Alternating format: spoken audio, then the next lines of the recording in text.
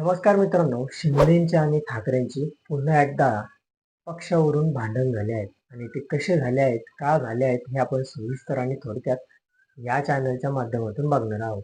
चला तर मग मी सचिन नाईक आणि तुम्ही बघत आहात आपली राजनीती चॅनल. शिवसेना पक्ष आणि चिन्ह प्रकरणावरून सर्वोच्च न्यायालयात आज अनेक दिवसानंतर प्रत्यक्ष युक्तिवाद झाला.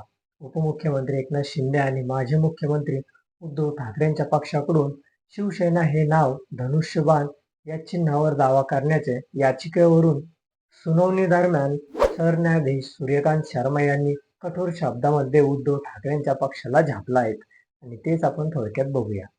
उद्धव ठाकरेंच्या पक्षाने या प्रकरणावर तातडीने सुनावणी करण्याची मागणी केली, पण ही मागणी ऐकताच सरन्यायाधीशांनी कठोर शब्दामध्ये ठाकरेंच्या वकिलांना तंबी दिली. सर्वोच्च न्यायालयामध्ये आज 10 मिनिटाच्या युक्तिवाद दरम्यान नक्की काय झालं, दोन्ही बाजूंनी नेमकी काय युक्तिवाद केला हे आपण सविस्तर बघूया. त्या अगोदर चॅनलला नवीन असेल तर सबस्क्राईब नक्की करा. उद्धव ठाकरेंच्या शिवसेनेची बाजू मांडणारे वरिष्ठ वकील देवदत्त कामत यांनी सुनावणी सुरू असतानाच प्रकरण लवकरात लवकर ऐकवण्याची विनंती केली. ही विनंती ऐकताच सरन्यायाधीश सूर्यकांत शर्मा संतापले. मग सरन्यायाधीश काय म्हणाले आहेत याकडे आपण थोडं लक्ष देऊया. सर्वप्रथम तुम्ही तुमच्या लोकांना माध्यमांमध्ये जाऊन सर्वोच्च न्यायालय निर्णय घेत नाहीत असं बेजबाबदार विधान करण्यापासून थांबवा. इथे याचना करायची आणि मग बाहेर जाऊन सांगायचे की सर्वोच्च न्यायालय निर्णय घेत नाहीत, असं वर्तन आम्ही स्वीकारणार नाहीत.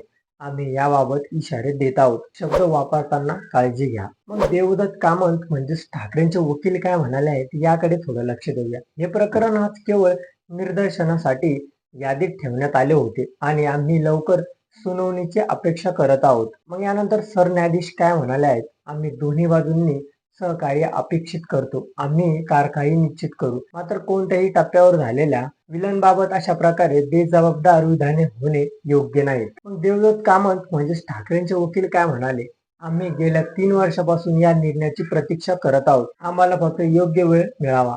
मग यानंतर मुकुल रोहिती म्हणजेच शिंदेचे वकील काय म्हणाले आहेत याकडे आपण थोडं लक्ष देऊया. न्यायालयावर किती दबाव आहेत हे आम्हाला माहीत आहे. आमच्या बाजूने अशी प्रकारची कोणतीही वक्तव्य करण्यात आलेली नाहीत.